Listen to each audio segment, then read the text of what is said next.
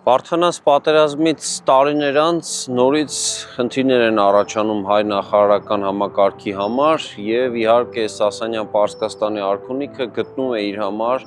մեր նախարարական պետական համակարգը խարխլելու հարմար գործիք եւ բնականաբար դա եւս մեկ անգամ դառնում է հավատափոխության խրախուսումը։ Մեխանիզմը շատ պարզ է, մեր նախարարները ժառանգաբար իրենց հողերին տիրում էին,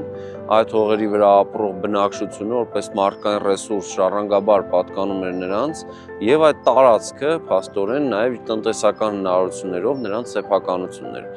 Հիմա ստացվում է, որ զինական եւ տնտեսական ուժ ունեցող նախարարները պետք է ինչ-որ ձև կորցնեին իրենց այդ ազդեցությունը եւ փաստորեն պարսկական Սասանյան-Պարսկաստանի պետական համակարգը այս հարցում որդեգրում է հետեւյալ մոտեցումը։ Կարելի է խրախուսել հավատափոխություն եւ դրա միջոցով արդեն հավատափոխ նախարարները կամ ընտանիքի անդամները ավելի ճիշտ կարժանան խրախուսանքի, հնարավորություն կունենան ժառանգելու հայրենական հողատիրությունը, իսկ պետական կենտրոնական համակարգում կունենան հնարավորություն պաշտոնավարելու բանը։ Նախագծի գլխավոր գործընկերն է Converse բանկը, ֆինանսական աշխարհի ձեր հուսալի գործընկերը։